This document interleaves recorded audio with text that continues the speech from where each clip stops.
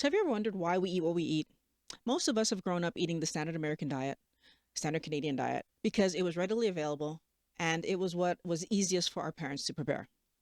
Then you have others of us who grew up eating traditional foods because our parents came from other parts of the world to North America. And then those foods were comfortable for them to make and also easier for them to make.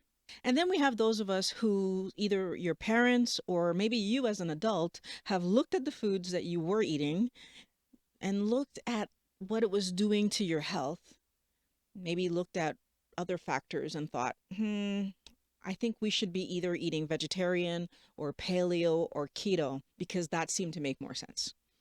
And so the question to you is, did you choose the food that you're eating today based on habit, based on saving the planet and animals, or based on your health? Hello, Wellness Warriors. Welcome to Mind Blowing Health and Wellness with Violet. I'm Violet, and the reason I make these educational videos is because I want you to understand that your mental health and physical health working well together is what creates that overall sense of well-being. If this is something that you're working on, subscribe because I make new videos every week. I believe that we do need to do more to take care of our planet and to treat our livestock with respect and care. That being said, I also believe that we need to take care of our health. In order to be successful in taking the best care of our bodies that we can, we actually need to understand how our bodies work and what our bodies need. So the true goal of food is to provide fuel and building blocks for our body to meet its needs. But often we focus on food as entertainment, and we ignore that the food that we're using to entertain ourselves can be causing major health issues. The number one goal of eating healthy, so of eating a ketogenic lifestyle, is that you're feeding your body what it actually needs. And that is healthy protein and fat. Now, in fact, the only thing you really need to do to eat a ketogenic lifestyle is remove the carbohydrates that are in excess out of your life. So if you eat 20 grams of carbs or less, that's it. That's all. You are now eating a ketogenic lifestyle. Does that actually mean that it's a healthy ketogenic lifestyle? Different question. But what I've noticed is that when the majority of people take their carbohydrate intake down to 20 grams per day or less, they begin to notice where all the carbs were coming from. And the majority of these people will start to realize that processed foods were giving them a large amount of carbohydrates. And they will also start to realize that there are some packaged meats, some packaged veg, some packaged cheeses, like grated cheese, etc., that still had extra carbohydrates in them that didn't necessarily need to be there. Now, as we start eliminating these high carbohydrate foods, processed especially, but even those high carb vegetables, potatoes, carrots, onions, when we start eliminating these highly processed and highly carbohydrate laden foods from our diet, what are we actually left with? Well, a lot of the time we're left with meat and the fat sources that come along with it, and low glycemic vegetables.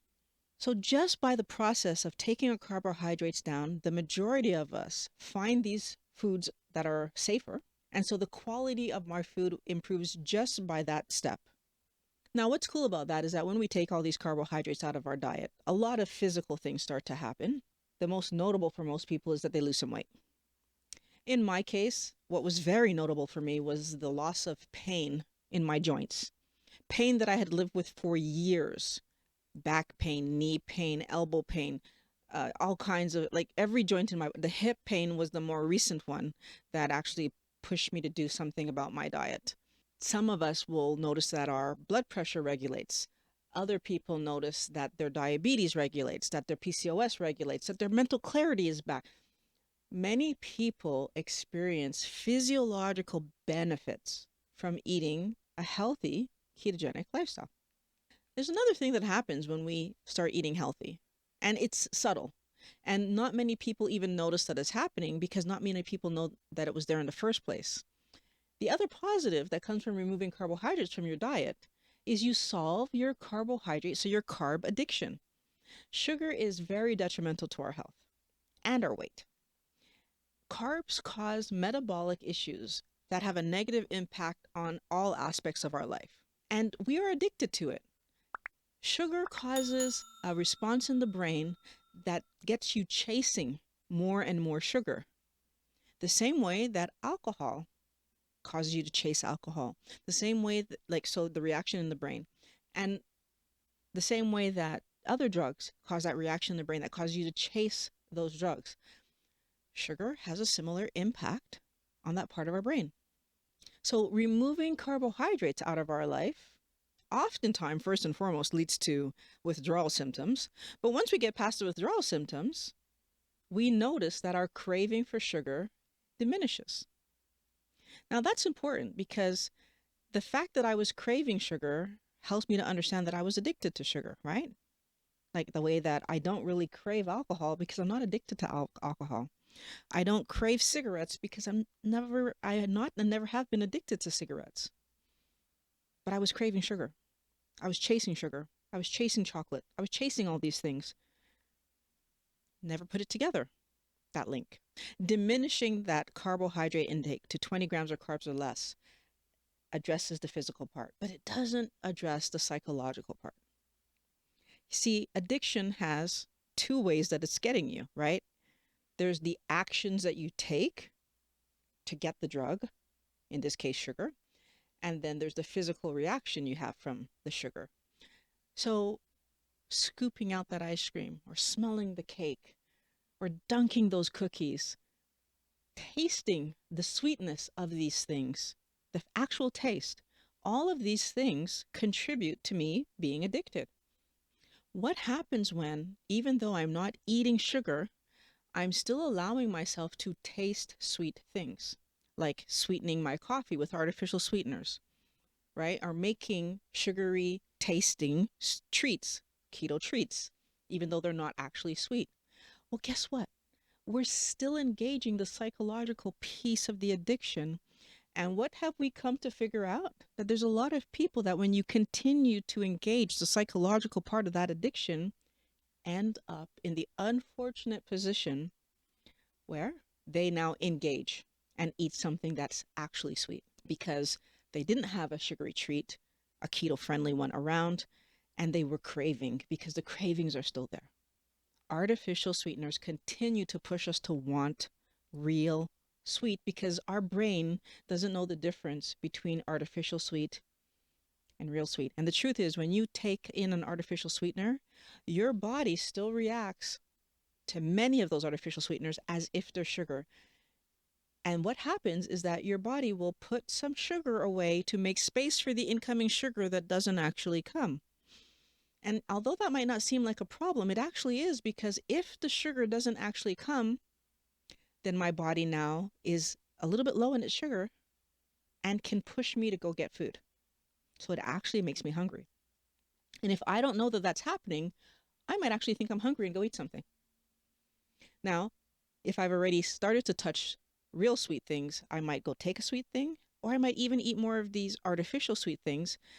There are oftentimes carb counts in some of these keto replacement foods, even though they're oftentimes small carb counts. If I'm having a meal and I'm getting close to my 20 and then I eat some of these sweet treats, might I be over for the day? What happens if I'm over every day? We need to be careful. Wellness warriors, trying to keep sweet in your life, even though that we know that sugar is a toxin, puts us in a bad situation where we can make mistakes. Because the more sweet things that you allow yourself to have, the more likely you are to be chasing sweet.